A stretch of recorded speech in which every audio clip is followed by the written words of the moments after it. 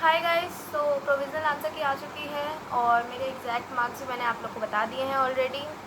तो now I am thinking to take a drop for NEET 2026 क्योंकि MBBS तो नहीं मिल रहा है।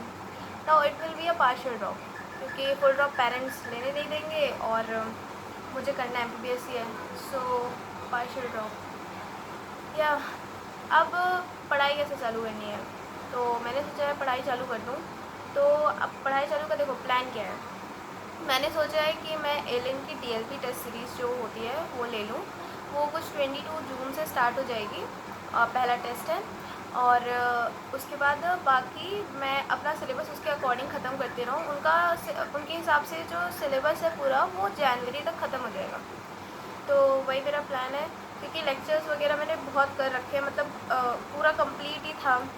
तो वो करने का मेरे पास वो करने का मेरा इरादा नहीं है। अब पढ़ना कैसे है। तो फिज़िक्स के लिए मैंने सोचा है कि एमआर सर से और यूट्यूब पे एक तमन्ना चौधरी मैम है अड्डा 24/7 की, मैं उनसे पढ़ूँ। वन शॉट्स वगैरह ही मैं देखूँगी, एमआर सर के भी वन शॉट्स ही देखूँगी। एक आध दो कुछ चैप्टर्स हैं जिनके लिए मुझे डिटेल लेक्चर्स लेने पड़ेंगे, लाइक समथिंग रे ऑप्टिक्स और कैपेसिटेंस एंड ऑल। तो और थोड़ा रोटेशन, ये सब के लिए थोड़ा डिटेल में करूँगी, बाकी का मैं वन शॉट ही करूँगी। तो यही मेरा प्लान है। तो वन शॉट करूँगी, उसके बाद शॉर्ट नोट्स बना हुआ है ऑलरेडी बहुत का, लेकिन कुछ का बनाना है और उसके बाद क्वेश्चन प्रैक्टिस करनी है। यही मेरा है, और क्वेश्चन प्रैक्टिस और डीपीपी। हाँ, और बाकी एलिन में जो जो सिलेबस आएगा उस हिसाब से उतने उतने चैप्टर्स उसके पहले ख़त्म कर लेने हैं कहीं से भी। ये मेरा प्लान है। अब क्वेश्चन प्रैक्टिस के लिए मेरे पास एनसीईआरटी पंच है फिज़िक्स के लिए। सो वही करूँगी। वो फिनिश हो जाए उसके बाद मैं कुछ और सोचूँगी। देन अब केमिस्ट्री के लिए जो फ़िज़िकल केमिस्ट्री है, फ़िज़िकल केमिस्ट्री के लिए मैंने सोचा है सुधांशु सर से।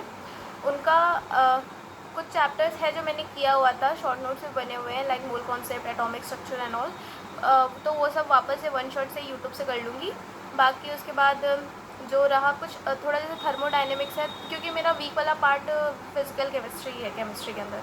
तो thermodynamics, equilibrium, chemical, ionic and solution, ये सारे जो चैप्टर्स हैं, ये सारे चैप्टर्स मैं डिटेल से करूँगी यकीन पे।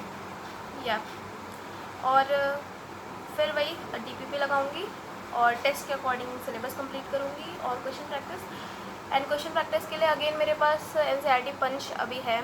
एनसीईआरटी पंच तो वही मैं सॉल्व करूँगी और थोड़ा बहुत एलिम का जो मॉड्यूल है अगर मिल जाता है कहीं से टेलीग्राम एंड ऑल से, तो वहीं से थोड़ा बहुत सॉल्व करूँगी। और यकीन में जो कट्टर डीपीपी जो दे रहे हैं वो सब मैंने डिसाइड किया, वो सब थोड़ा सॉल्व करने का और थोड़े बहुत टीचर्स के क्लास नोट्स वगैरह क्वेश्चंस उठा के पीडीएफ से कर लेने का। यही मेरा प्लान है। फिर ऑर्गेनिक की बात है, ऑर्गेनिक मेरी पूरी डन थी, मतलब डन तो वैसे फिजिकल भी थी, लेकिन कुछ चैप्टर जैसे लास्ट में भी रिविजन नहीं रह गए थे। तो ऑर्गेनिक में पूरा डन है और सारे शॉर्ट नोट्स भी बने हुए हैं। तो मैं वही पंकज सर से ही करूँगी और पंकज सर के वन शॉट्स जो यूट्यूब पे आएंगे उन्हीं से कंप्लीट कर लूँगी। और फिर शॉर्ट नोट्स रिविज़न और एनसीईआरटी पे इस बार थोड़ा टाइम देना है। पिछली बार में थोड़ी गलती रही थी कि मैंने एनसीईआरटी को नहीं पढ़ा था ऑर्गेनिक और इनऑर्गेनिक के लिए, तो वो वाला थोड़ा है, वो करना है। एंड देन क्वेश्चन प्रैक्टिस या एंड देन टेस्ट एल का। देन इनऑर्गेनिक की बात रही, इनऑर्गेनिक में मैंने डिसाइड किया मोहित आदित्य सर से। मैंने उन्हीं से पढ़ा भी है पिछले 3 सालों में। तो यही है, जैसे कुछ वाला पार्ट है जैसे सॉल्ट एनालिसिस, ये वाला पार्ट है, ये मैं नहीं पढ़ पाई थी डिटेल लेक्चर से भी, तो उसके मेरे नोट्स भी नहीं बने हुए। तो वो वाला पार्ट थोड़ा डिटेल लेक्चर से करूँगी और बाकी का वन शॉट ही करूँगी। और उसके बाद रिविज़न एंड ऑल एनसीईआरटी पे ध्यान देना है उस पर भी। And then question practice. So पूरी केमिस्ट्री के लिए भी मेरे पास एनसीईआरटी पंच है, तो मैं उसी से करूँगी। अब बायो की बात रही, बायो में तो मतलब बायो में थोड़ा सा डिफरेंस है क्योंकि लास्ट ईयर मतलब पिछले 3 सालों से ही मैं सी पहूजा मैम अन अकेडमी से जो है मैं उनसे पढ़ रही थी।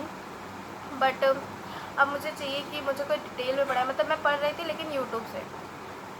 मार्क्स ख़राब नहीं थे, मार्क्स अच्छे हैं बायो में, लेकिन मुझे पता नहीं क्यों अब थोड़ा डिटेल में चाहिए और गाइडेंस चाहिए किसी टीचर की जिसमें डिटेल हो। तो मैंने डिसाइड किया है कि विपिन सर पे स्विच करूँ, विपिन सर और समाप्ति मैम पे।